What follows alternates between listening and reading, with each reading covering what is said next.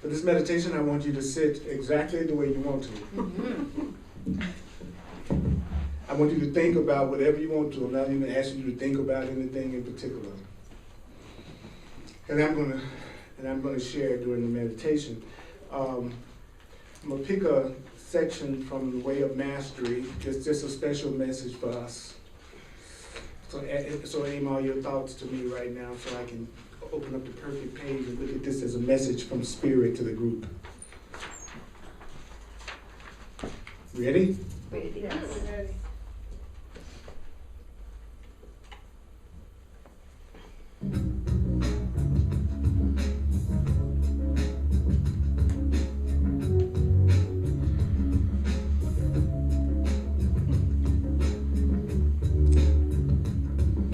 Imagine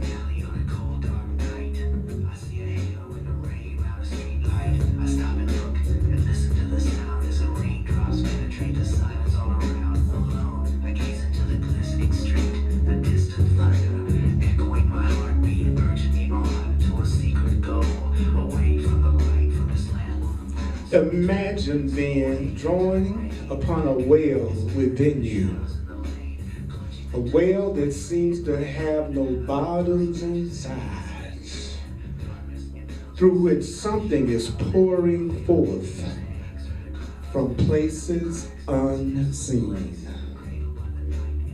in which your literal consciousness, attention, or awareness seems to be colored with a radiant light.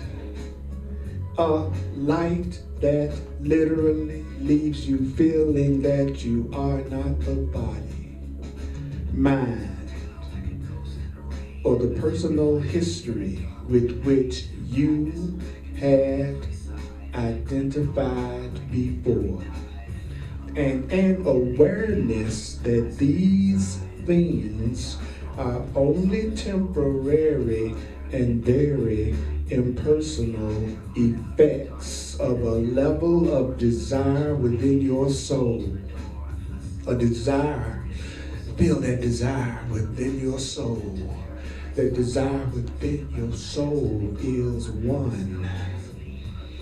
That desire within your soul is the same thing as the love of God. Let the love of God expose itself. Let the love of God expose itself. God is exposing itself.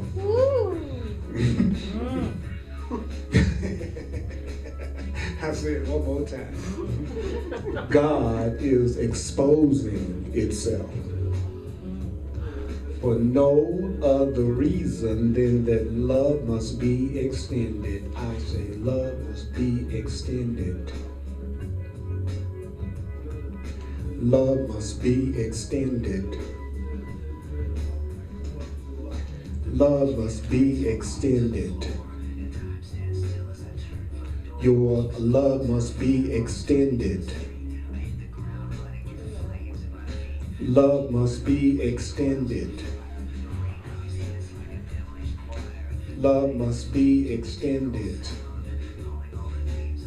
So if there's anyone, and it's okay if you don't, but there's anyone that would care to say it with me, I say, love must be extended. Take a breath and say, love must be extended.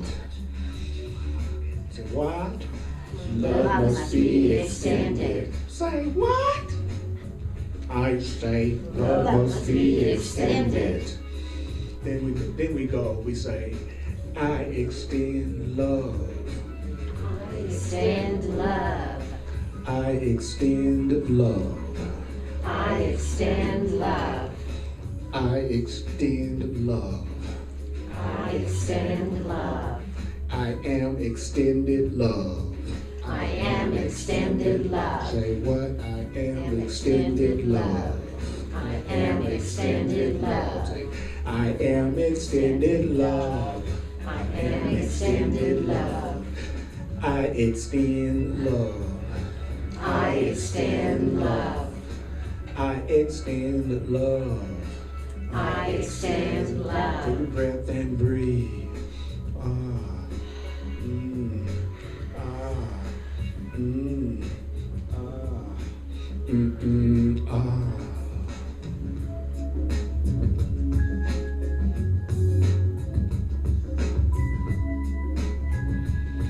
Then we can't forget our favorite saying. It goes, I am sustained by the love of God. I am sustained by the love of God.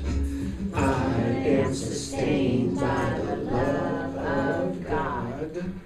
I am sustained, not extained. Extend. I am sustained Sustain. by the love By the love of God. of God. Mm-hmm. Uh-huh. Yes. Yes. Yes. Yes. We're going to be on page 412 in the text, the second obstacle to peace. The belief the body is valuable for what the body offers. The Course in Miracles says there are 4 obstacles to peace. The first obstacle to peace, it says, is our desire to get rid of it. It's kind of funny when you think about it. The first obstacle to peace is your desire to get rid of it. The second obstacle to peace is the belief the body is valuable for what the body offers.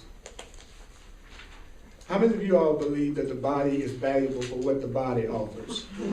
Raise your hand. Okay. All right, I'm raising my hand for everybody. Because you're a lot of it now saying that's not true. So Yes, I I'm just am. going to go ahead and save you in spite of yourself, okay?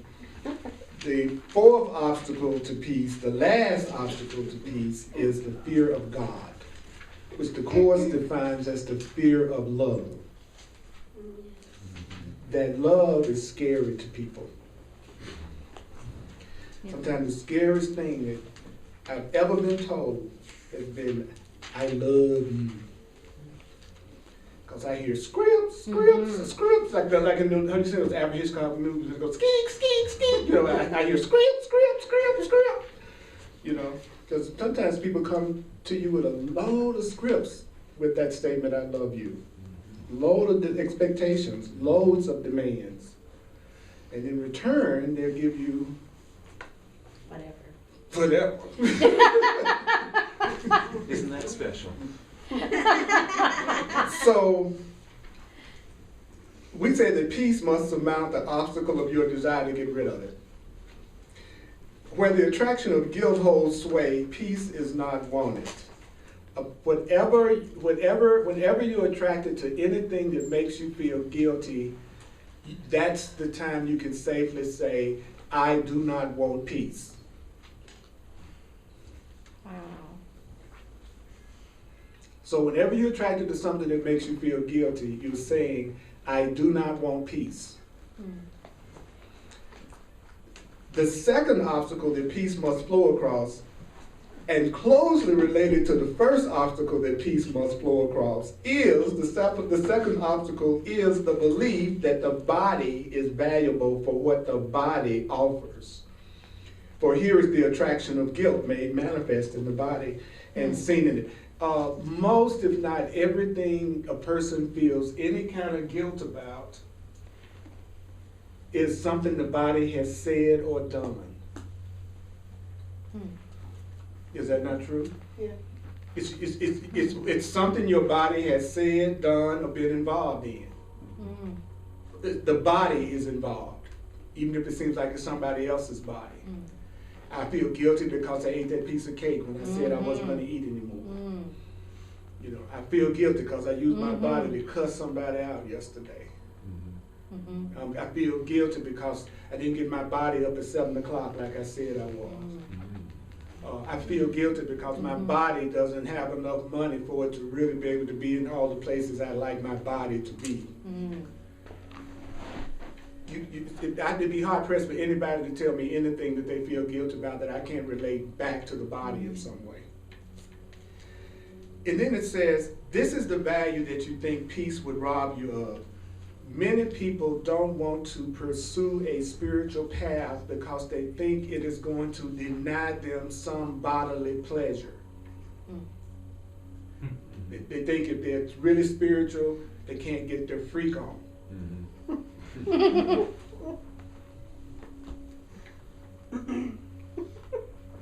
Or being really spiritual means you're not rich. It's not okay to have money that your body can do all the things it wants to do with.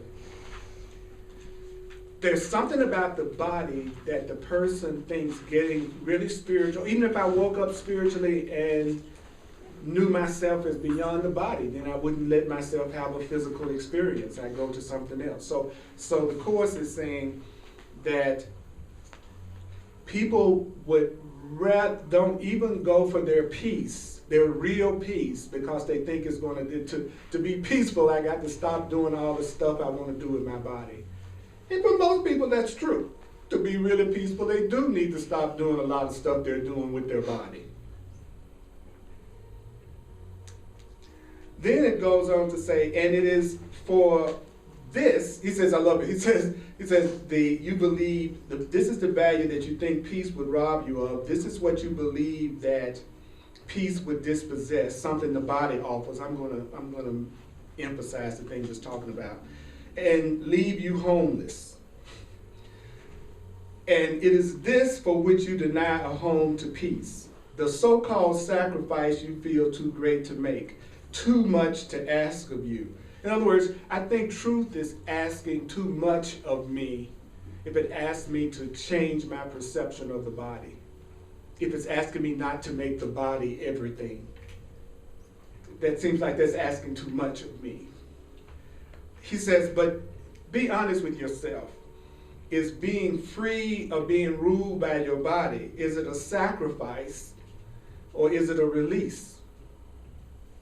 To get beyond always focusing on what you think your body wants, is it a sacrifice to let go of that attitude, or would you really be freer if you were not always so concerned about what you thought was going to happen around your body?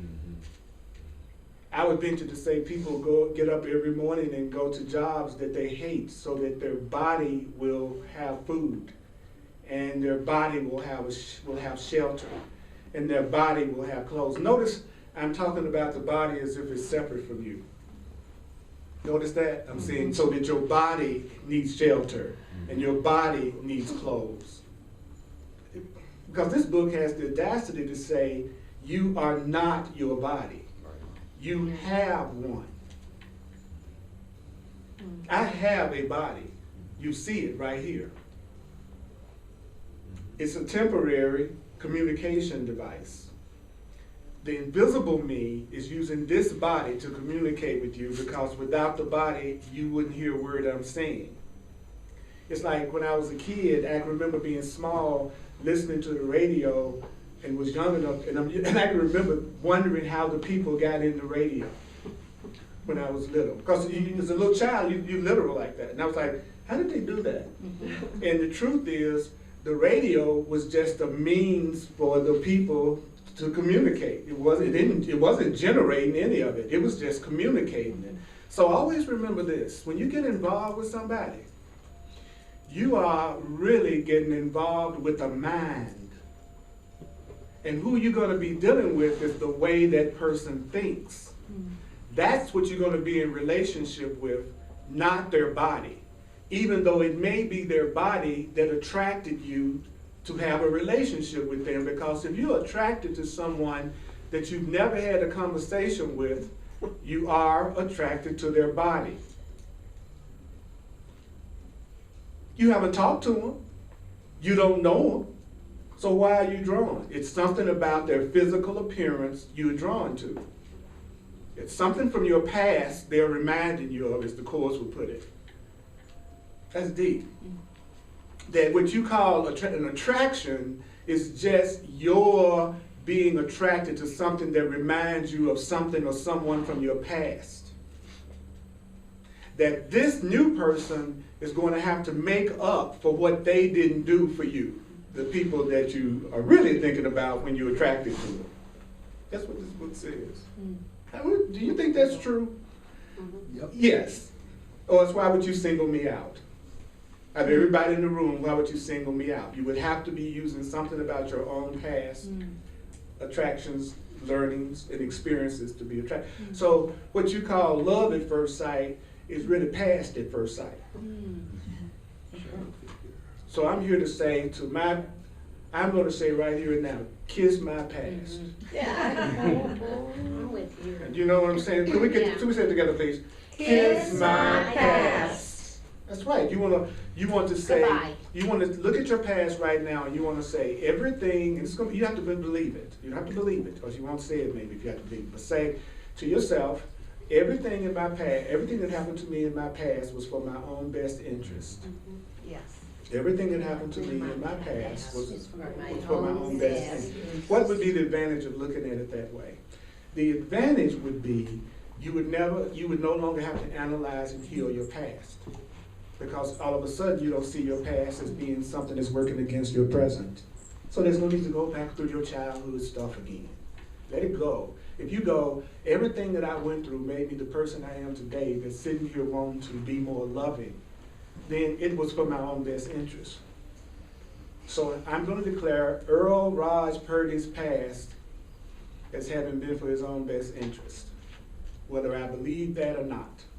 Because my belief doesn't have anything to do with how true something is. Did you know that your belief has nothing to do with how true something is? Your belief has nothing to do with how true something is. So something could be true whether you believe it or not. And what's true whether you believe it or not is you are loving and lovable. You are lovable. You deserve love. And it has nothing to do with whether or not you agree with me. I could care less if you agree with me. It does not change the truth of what I'm saying to you right now. You are juicy and cute. And I ain't leaving off the juicy. It's important to be juicy. Yes. Nobody likes a dry person. Really. Drink more water.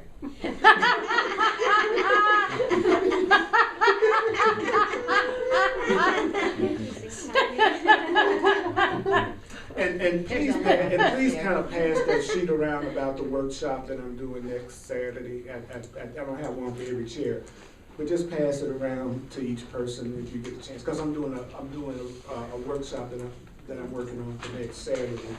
That's it's going to be unlike anything I've done so far. Because I'm going through a major transformation on the inside, and I'm going to use Saturday to complete that transformation with other people who are doing the same thing. So I want you to get a chance to check that out and decide whether it's something you'd like to do or not. Any questions about what I've said so far? Okay, let's review right quick. Okay? The people believe that getting into God, getting into truth, and getting into peace is going to deny them some type of a physical pleasure.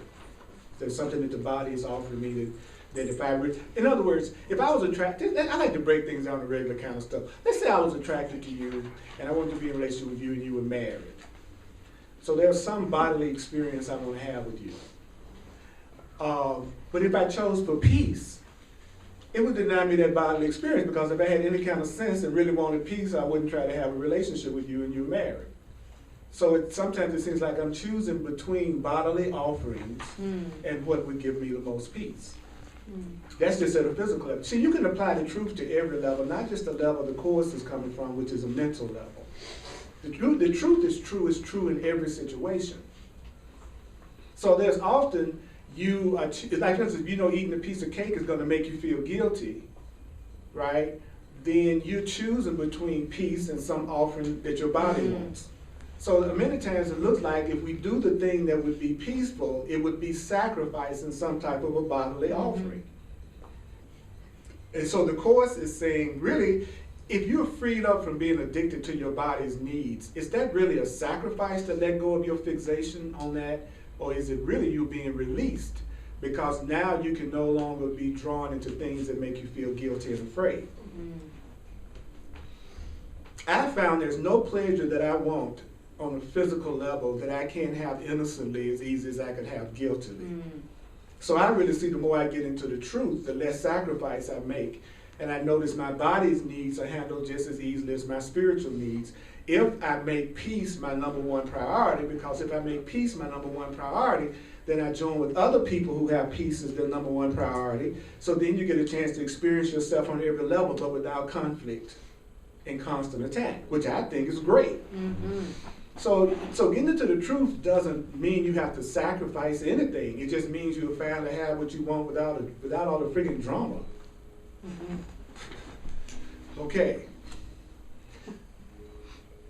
I love this. This is a great question. What is the body really giving you that justifies your strange belief that in it lies all of your salvation, which is your happiness? In other words, I'll ask you again. What is your body really giving you that justifies your strange belief that in it lies all of your happiness?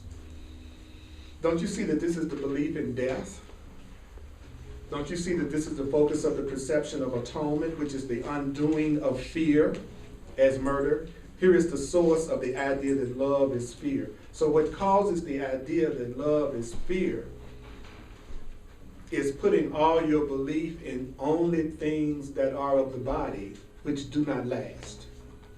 When my brother made his transition, had I seen my brother as only a body, then it would have looked like my brother no longer existed and there was no possibility of me still extending that love. So love goes beyond the body because love goes beyond what can die. And sometimes people are afraid to love because they think what they love won't last. You know, I don't care how cool your physical relationship is with anybody. It ends at a physical level, even if it ends from one of you making your transition.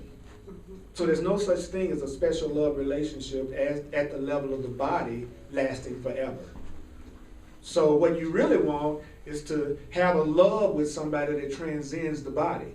A love that's a connection that goes beyond death or the idea of death. So I have refused to kill my mother in my mind. I have refused to kill my father who made his transition. I refuse to kill my brother and sister who have made their transitions.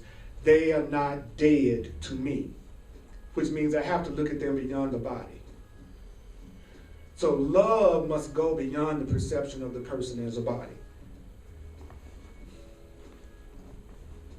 There have been some people that I wanted to take my love back from if they didn't give me some experience of the body that I wanted. Have you ever done that? Right. So as long as love is hooked up with what the body does, the Course says you'll always be afraid of love because there's always the possibility that it could change, leave, or go. I love this stuff. It's so simple and so powerful. Any questions about that paragraph? Everybody's totally clear on that. In fact, everybody in this room, what I just said, everybody in this room, baby, just tell me just like that, right? Yes. One of the first things I heard from you years ago was how to tell somebody is the one is to take that person to a stranded island way out in the middle of nowhere without a body. Without a body. What would you want to be with this person if they didn't have a body? Right, just a mind. Just a mind. You're here on this island That's with right. this mind. That's right. Yeah. Would you shoot yourself? If you had to listen to this person's conversation all the time, would you want to take yourself out? Because when you're really into someone physically, you have a tendency to overlook their mind. But the thing of it is that you can only be into someone physically for a certain amount of time, and you just naturally want to see the relationship evolve. Which is not, I'm going to talk about sex this Tuesday night in my Creating Satisfying Relationships class. So I got a bunch of stuff about sex and sexuality and sacred sexuality and just really get down sexuality that I'm going to cover. So I'll be surprised who shows up. Because there's more guilt and fear around sexuality than anything else you can talk about. So I need to talk about sex. And to change my perception of sex. So we don't do that to this. So this Tuesday night class has been a powerful class. So you might think about coming to it. It's called the Art of Intimacy.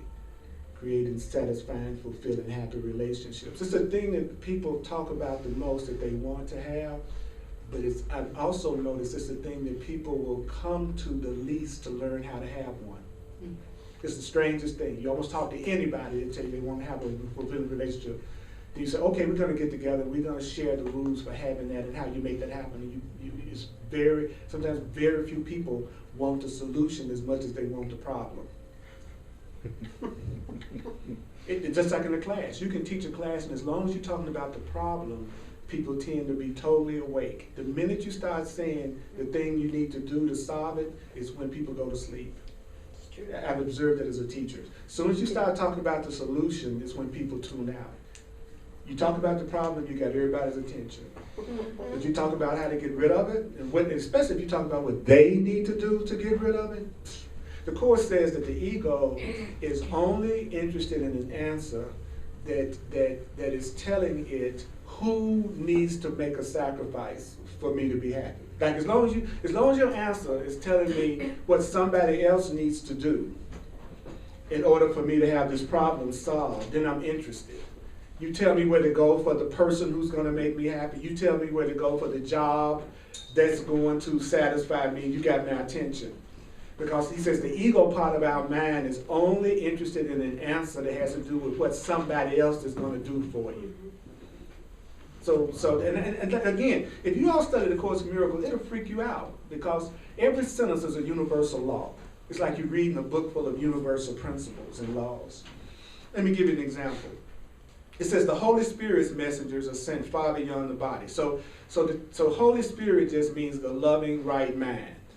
So basically it's saying love's messengers are sent beyond the body, calling the mind to join in. Holy means innocent, communion, and to be at peace. So the love inside of me is going beyond your body, wanting to join with your mind and saying, look, I want your mind to join with me in innocence so that we can be at peace.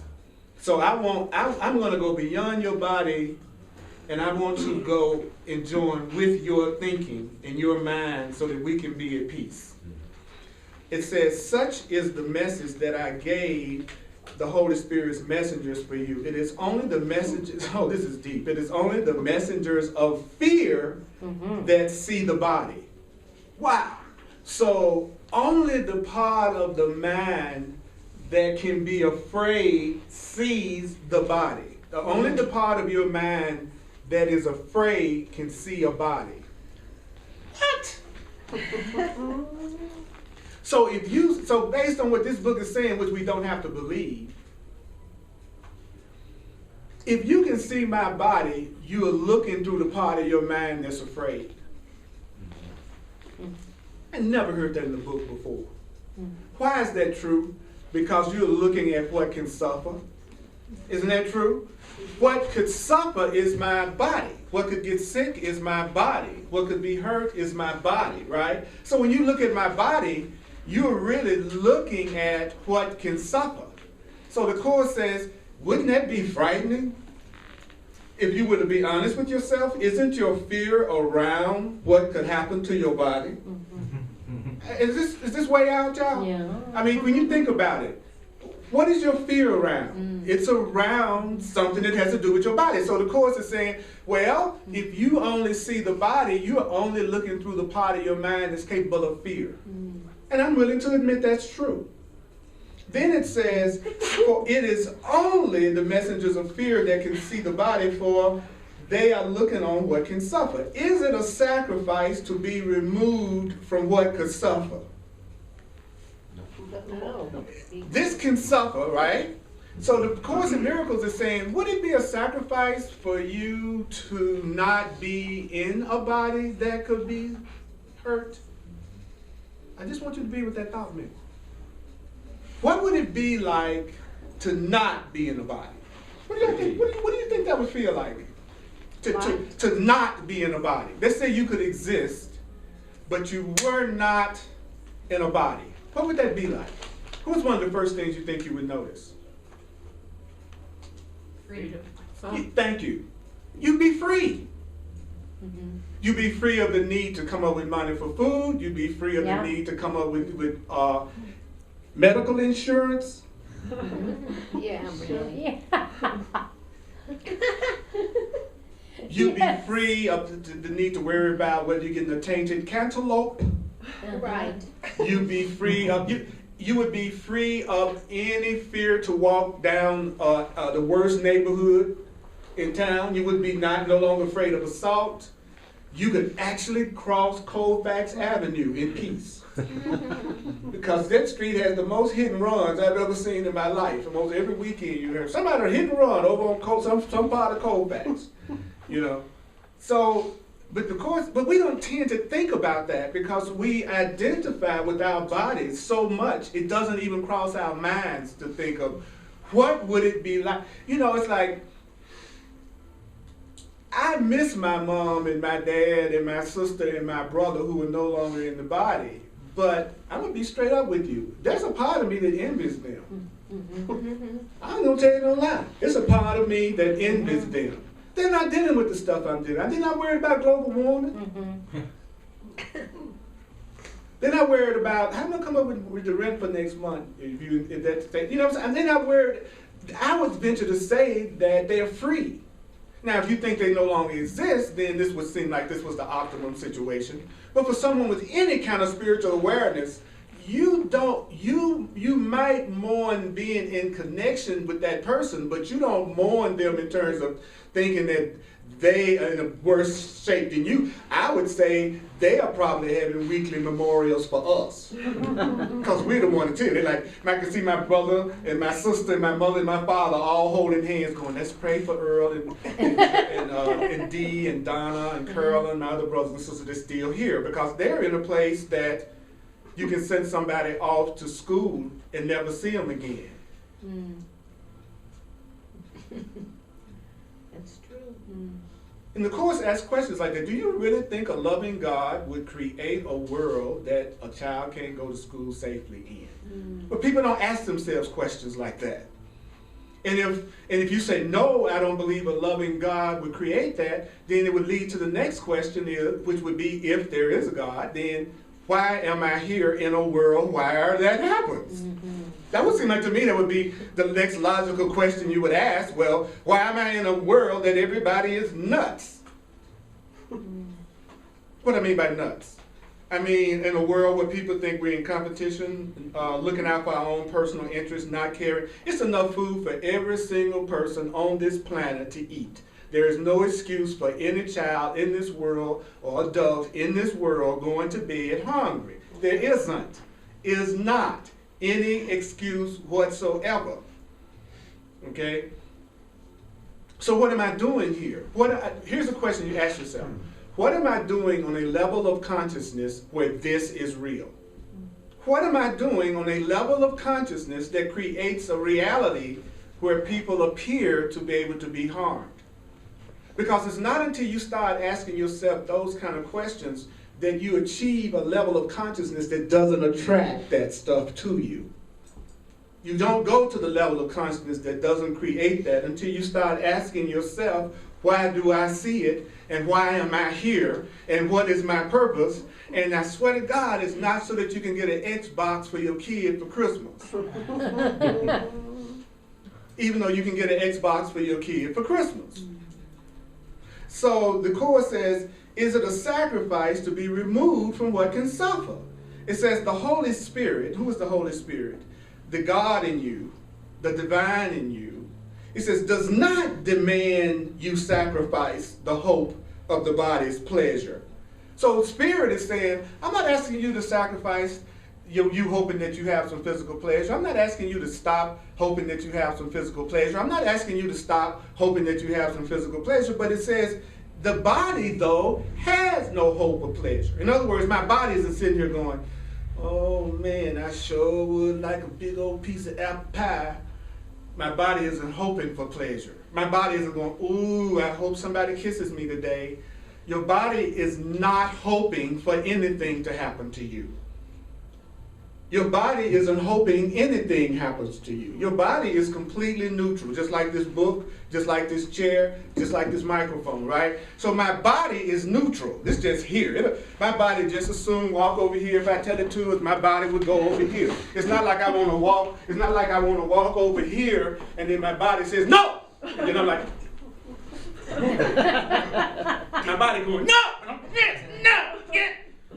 The body is neutral. It does whatever you tell it to do. So your body never made you do it. Your body never made you do something physical. It was never your physical. All passion is mental. All passion is mental. It's how you think about that person that's turning you on. If somebody touched your nipple, and that turned you on, and it had to happen, every time something touched your nipple, then every shirt would be keeping you excited all day long. Every bra would be a constant turn on. But it doesn't. Notice that it only turns on when you're in a situation that what? You turn yourself on. Your body is neutral. Your body isn't making any decisions about anything. Body consciousness is still a part of your mind. So it's still consciousness determining things. So what's my point in saying that? If the body isn't hoping for your pleasure, the Course says that neither can it bring you fear of pain. So your body is not bringing you pain because it's not bringing you pleasure. Your body is just following orders of the mind. This is important. Because if it's my mind that's making me feel good, if it's my mind that's ultimately making me feel good in my body, then theoretically, I could feel good whether there was another body around me or not all the time. So I don't need you to make me feel happy. And that's the best person in the world to be with, is a person who's not holding you responsible for their happiness. That's the easiest relationship you'll ever be in with anybody. Is the person that says, you know what, you're not responsible for my joy. I'm responsible for my joy. And I'm going to give you another great break. I realize it's my own mind that's determining how I feel. So I'm going to think thoughts and I'm going to focus on things that keep me feeling peaceful. And I'm not going to hold you responsible for that. I'm a cool person to be with. Rather than being with somebody who doesn't really know how to give themselves pleasure and then looking for you to make them happy. They don't even know what makes them happy. So they just want you to jump around like a little puppet until you might do something that they like. You can never make a person happy who doesn't know what they want, because they wouldn't even recognize if you were doing anything that made them happy. They don't even know what they want. I want an ice cream cone. That's what I want, right? You walk up with one and you offer me one, what am I going to do? I'm going to take it, right? Because I already know what I want and I already know what makes me happy. So when it shows up, I go, thank you, right? But if I'm a person who has no idea what makes me happy, and let's pretend an ice cream cone would make you happy, then the person offers me the ice cream cone, do I reach for it? Maybe I will, maybe I won't. Because what? I don't know what I want in the first place. I don't know what makes me happy in the first place. So maybe the thing that makes me happy is right in my face right now. But I don't even see it because I don't even know what makes me happy. The ice cream cone could be, I could be in the ice cream factory and don't even know it. Brothers and sisters, Yeah. I'd like to share with you that You are in the ice cream factory. Yeah. I'm going to pass this around. I'm starting over. Not, you've already signed, you don't have to re-sign. But I would like to have you on my contact list so I can let you know about things that are happening and also let you know if the class ain't going to happen for some reason. So I have to be able to contact you, let you know these things. So pain is the only sacrifice the Holy Spirit asks, and this the Holy Spirit would remove. That's deep, you all. The only thing that love is asking you to sacrifice, the only thing that a person who loves you, I like to make it personal, would do would be to, they would want you to lose, which is sacrifice, lose your pain. Love only wants you to lose your pain. Love just wants you. If I love you, I don't want you to do anything that causes you pain.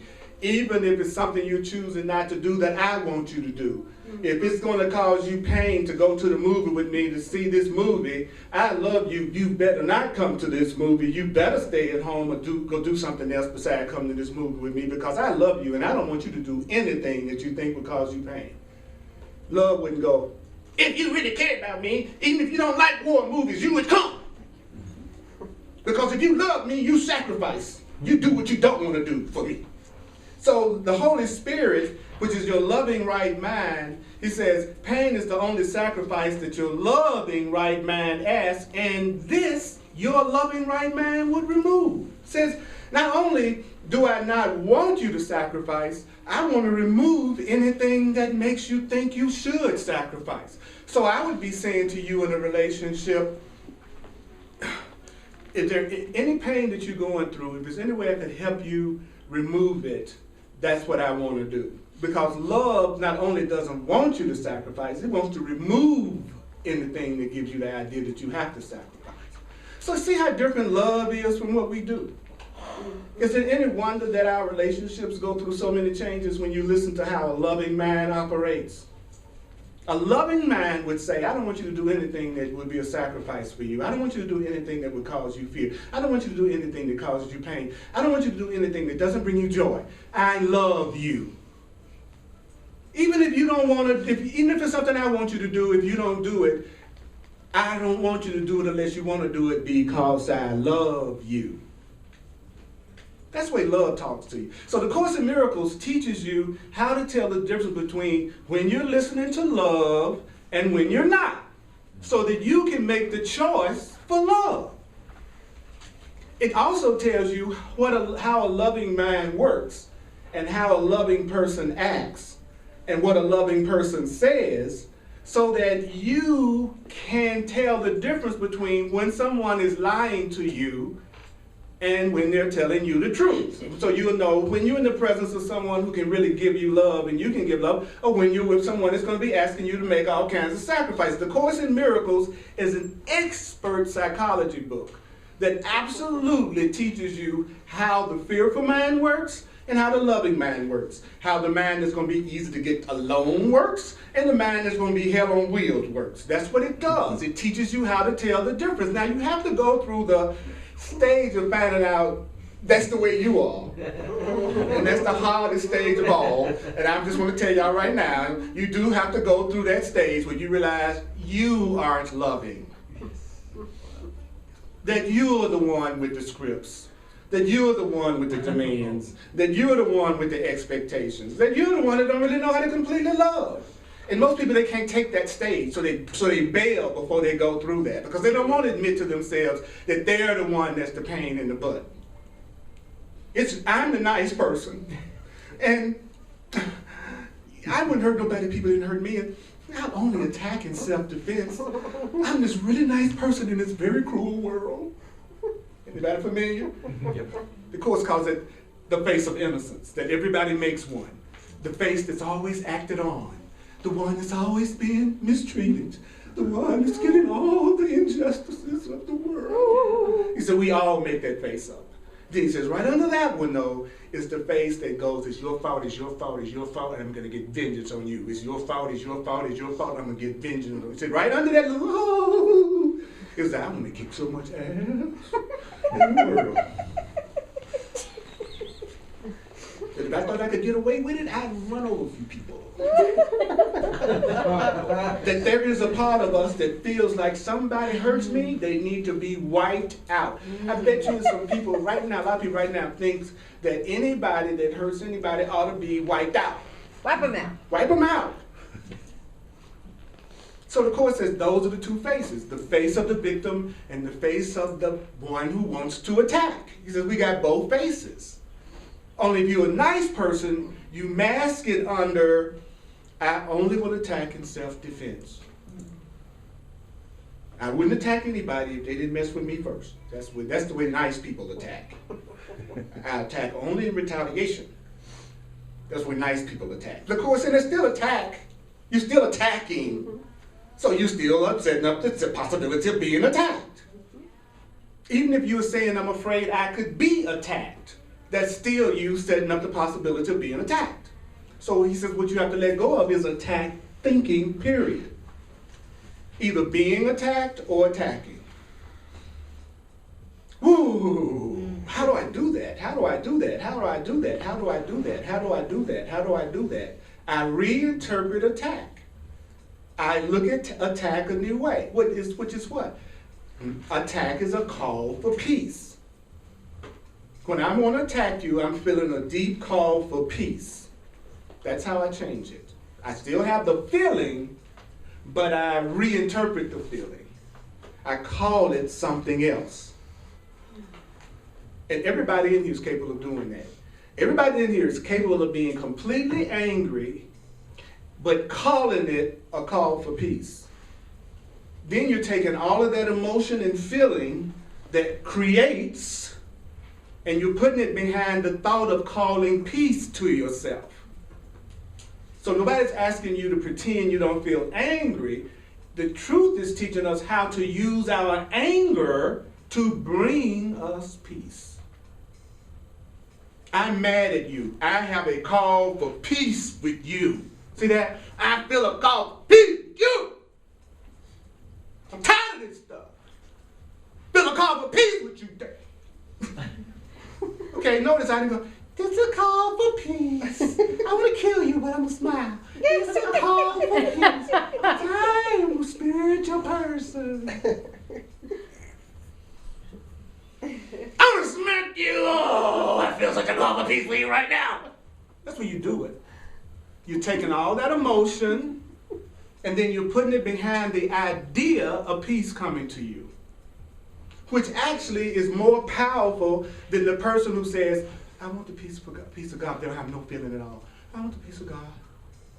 It'd be almost better to go, I want the peace of God. So it's a feeling that creates. Yeah, it's the feeling. Because the feeling is innocent. You're the one that's labeling anger as bad. It's just a feeling that you're attaching a message to and a story to. So you can attach a story to that feeling that'll attract just the opposite of what that feeling would normally attract. So that when you get mad, instead of people attacking you for being mad, you'll attract friends that go, wow, what's up? What's going on? I can tell you're really afraid right now. You know, what can I do to support you? Man, I see you. I feel you, brother. You all angry? Something's up. What's going on? Rather than old days when you attack because you're angry and everybody goes, but I'm attacking you back. Because you reinterpreted your anger. You call your anger your call for peace. See, this is so simple that the ego doesn't like to do simple. Why? Because there's nothing that this book has requested of us today that we could not do right today. There's nothing I've said today that you couldn't do today. Because all I've asked you to do is reinterpret and redefine the experience that you're having. Just to look at it this new way. Everybody in here could do that. Everybody, especially when the Course in Miracles says, you don't have to believe it. Well, I'm not asking you to believe it. Your belief isn't necessary. What excuse do I have? I mean, I don't even have to believe it? I don't have no excuse for not using it. Unless, what? I don't really want it. I don't want the peace that it would bring me to actually apply it. Yes. I hope I'm not totally missing this. If you see somebody who's making a call for peace, what are you doing? What are you? I'm sorry. No, there's no reason to apologize. I'm just trying to get clear. What am I missing? If you're making a call for peace, if you are behaving in such a way, we can call it a call for peace. Right. What am I doing? If I'm witnessing it, I'm well, part of it. it's more like, what is the choice before you right now? That's what I'm asking. Right, Okay, so yeah. you're acting crazy, which is your call for peace. Okay. I'm here too. First of all, the first thing I need to recognize is that we're not different. That I have my calls for peace. I might just not be having it at the exact moment you're having it, but I have mine too. So what you are doing for me is you're giving me an opportunity to repay my debt. You're giving me an opportunity to start answering calls for love, to help you. What if I don't know how? No, What if you don't? okay. Now this is a very important question. The Course is saying I want you to see it as a call for love. It didn't say you were supposed to necessarily do anything, but you ask if there's anything that you're supposed to do. Ask Spirit, ask within yourself. Is there anything that I need to do in this situation? You may get the answer, no. Just remember the truth and observe and don't attack. Or you might get the answer, yes, go over and say blah, blah, blah, blah, blah. That's why I never try to give instructions so much about behavior, because the Course says it's not about behavior, because behavior would change from situation to situation, circumstance to circumstance. There is no one concrete behavior that works in every situation. But what should be consistent in every situation is your desire for peace. So therefore, you are giving me a chance actually to practice answering calls for love by not attacking you and being peaceful and asking what it is that I could do. Okay, did that help? Yes. Yeah, because people go through that all the time when I say that. Well, they see it as a call for love, but they immediately think that I'm requesting that they do something. Actually, most of the time when we do something, all we do is make it worse. To be absolutely honest. You don't really know. It's hard for us to get that you don't really know what's best for me. I don't care how much you think you do. You don't know what's best for me. So for you or me to have the audacity to think I can decide what miracle of healing you need in order to be happy could only be my ego to begin with. It's only my ego that would sit back and say, well, you know, she needs this, and she needs that, honey child, and this is what she needs over here. If she does this, then that's going to happen. You know, that's your ego to begin with. You don't know what's best for anybody else. Or yourself. Well, if you really want to get smart, you say, or yourself. But I don't want to leap us that far in one place. You'll be ahead then. You know, because the one thing that we get off on the most is that we think we know what's best for ourselves. And any parent gets that lesson all the time. They watch their children all the time, think they know what's best for themselves. And you know in that situation, you know that it's not in your child's best interest to take a fork and stick it in an electrical socket. You know that. But the child is going, ooh, I can't wait to do it. The pretty spark's going to come out of there. And that's the way you are with some of your relationships. It looks all good and you're ready to put your fork in the socket. Because you decided this is really pretty. This is really good for me. And then your greater parent, your higher self goes, oh no, I'm not letting you have him, her, that, or it. And then you're freaking out, just like your kid would freak out if you grabbed the fork before they could stick it in the electrical socket. You think, oh, but this was the one. This is the one I'm supposed to be with. No, fork in the socket, fork in the socket, fork in the socket. And you all know it's nothing like a good forking. You know what I'm saying? And sometimes that's really intense. Yes. When I get confused, it's like when there's something that happens that seems like it's outside of me, like the little girl. Mm-hmm. And then I don't know what to do with, I mean, maybe the one who did it is calling for peace, love, whatever. And it's like, obviously it was an attack. Right? Well, what you want to do in a situation like that, the Course would say, is you would ask, what do I want? The Course says that's how you handle situations like that. You go, I don't know how to handle the situation where the little girl made her transition through what appeared to be an abduction. So how do I see that? Well, the first thing I think about, okay, what would I want? Because that's what people always want for somebody else, but they don't know it. They're talking about what they want. What I do in a situation like that is, first of all, say, let peace extend from my mind to the parent's mind and the family's mind, right? Mm-hmm. And then the next thing I do is feel my feelings, whatever they are. Whether that's feelings of anger about it or feelings of attack, that I want to attack him, whatever you feel. It's important not to try to jump to spiritual, okay? Because things like that hit close to home, especially if you have young children. So nobody's asking you to go, he was just an innocent child of God. You know what I'm saying? So it's nothing to be gained by pretending you're on a level of consciousness that you're not on yet. Okay? So you feel your feelings about it, number one. And then you ask for another way to look at it. And then if you could even go to, I don't know what that was for. I don't understand. There's a lesson in the course you're supposed to say, I don't understand anything I see. So I could just not have to have an answer. It would be perfectly okay to not have an answer and just go, I don't know what that was for. I don't understand anything about that. But I want peace to extend from my mind to the mind of everybody involved. And then if you want to really play big, you would see Jessica, I think was her name, you would see Jessica as an unlimited spiritual being who is not her body and who still exists even though her body doesn't. That would be the thing Jessica would be the most grateful to you for, is to not kill her. Because she doesn't want her parents to be tortured.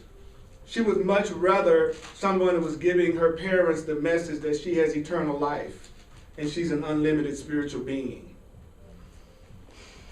That's one thing my sister was most grateful to me about when her son was murdered, was that I was the only one in the family at the level that I was that was assuring her that her son was not that body that was killed. But I asked her first. I said, would you be open to me sharing with you another way to look at it? And you're distraught. And I try not to ever give unsolicited advice to anybody. I didn't know what my sister needed. So I had to let my sister decide. So I did that by asking her, would you be open to me sharing another way to look at Galen's death? And she ended up saying to me that was what I said to her was what took her through the funeral. Not everybody else who was so well-meaning, but was just emphasizing the sorrow, the pain, the reality of the loss, and the sorrow and the pain and the reality of the loss, even though they meant well. She needed somebody to say, my son isn't dead. My son still exists. My son has life. So I had to ask. So again, my behavior followed what? My question. And I don't understand what that was all about. And I'm not going to pretend I understand what something like that is all about. So I say, like the Course would say, I do not understand what that situation was for. That's going to be picked up by the camera. I'm sorry. No, that's no problem. You know. It zeroes in on the nearest sound, so it'll be. And people say, "Oh, it sounds like an alien language he's heard." You better pay particular attention to this class. Did you hear that? So what we want to do in that situation is just what the Course says. The Spirit wants to take away the pain from that situation. And what would help take away the pain from that situation would be another way to look at that situation. Even if it just made her feel just that inkling much better, then it's worthwhile. And that's the gift we can give to them today, is to not kill her daughter by our lack of awareness of who we really are as unlimited spiritual beings. Nice. So that's the gift I'm gonna give Jessica, and whoever the person was that was the perpetrator of the experience, and in the experience, I'm going to appeal to the Christ in that person. I'm going to appeal to the love and the innocence in that person and ask that innocence in that person begin to become stronger, because it's only guilty minds that create crimes. So focusing on his guilt only increases the attitude that already caused the attack to begin with. So I'm going to ask that he tune into the part of him that is sane and that is loving, so that he doesn't go abduct another child. That's what my teachings taught me. I need to focus on his innocence, not because I'm trying to overlook what he did, quote unquote, but because that act came from his guilt. And so I want him to tune into the part of him that is loving and sane, because that part of him would never let him hurt a child. This is my own personal way I'm dealing with it. I'm not saying it's the way you should. But for me, it would be applying what I'm learning. Because the guilt is not going to make him do anything but what he's already done again. I'm telling you, everybody feels self-righteous with all the guilt and the anger. But the truth is, all that's doing is increasing the level of consciousness that created the mind that did that in the first place. Does that make sense to everybody? Oh, yeah. Yeah, so either you are adding to the consciousness that created that through your own guilt and fear and anger, and if you are feeling that, you say, this is my call for peace. I have a call for peace about this. I have a call for God about this. That's how you do. That's applying the truth in a practical way that takes it beyond the philosophy of a class. And you deserve to have all pain removed from your life in every way, in every situation you think you're going through it. Thank you for listening to this much Holy Spirit. Would you give it to you? I would like us to give it to us. Because then we receive it from out there if we inspire with us. Absolutely. So I'm going to do the financial expression of appreciation right now. And I'm a full-time teacher of the course, so I extra want to thank you for what you share. Sorry. Thank you, babe. Again, Tuesday night, I do a Creating Happy Fulfilling Relationships class, and it's $10, and it's going to be about sacred sexuality, and everything about sexuality. And how you allow yourself to experience that in a peaceful, joyful, healing way, as well as let go of past things around sex that you know you still use as a block. And God is going to expose himself, isn't he? And God is going to expose God. So you can count on it. I'll be here. You can count on it. And also, if you didn't get a chance to read about that workshop that I'm doing, if you really are ready for a transformation and ready to take it beyond just saying I'm ready for a transformation, this could be one way that the Holy Spirit is giving you an opportunity. Because we get a whole day together, so we're not just rushed. And I can really give you some tools and hit on some stuff that you can't do in a 1 hour class. I always feel like I'm just getting warmed up when it's time for me to stop, for me personally. I always feel that way. It's like it takes an hour just to get ready for people to hear you share the course. Really. We deserve happiness.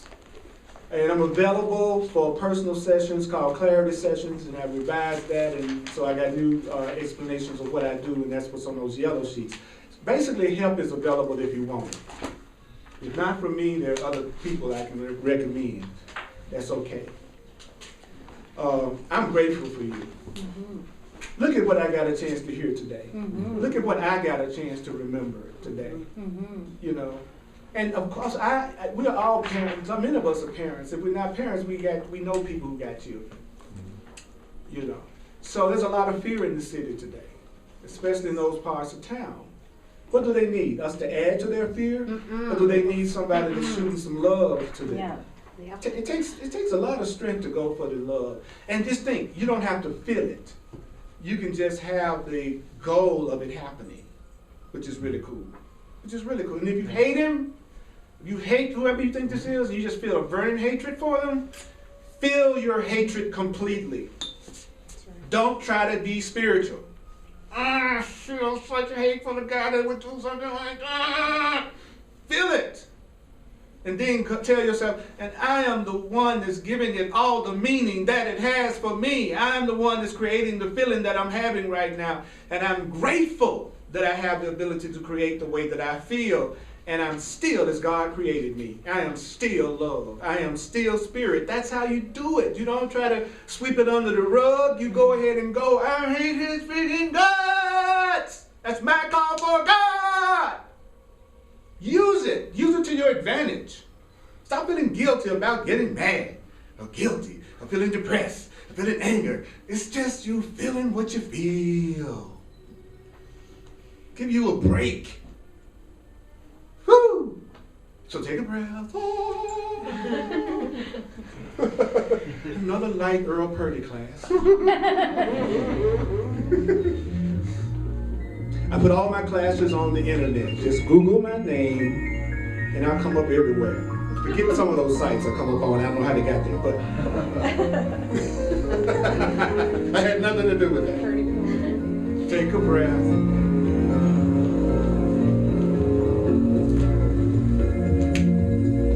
We're going to say this for ourselves. We're going to say this for Jessica.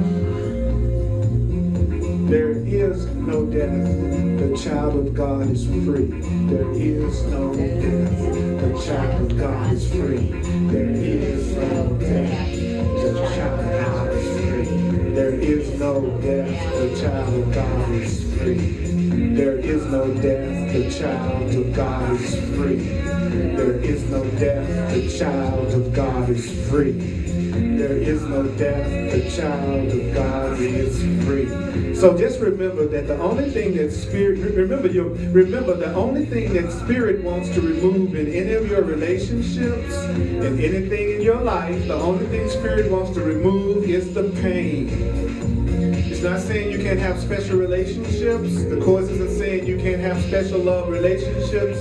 The Course is saying the only thing I want to remove is the pain. The only thing I want to remove is the pain. The only thing I want to remove is the pain.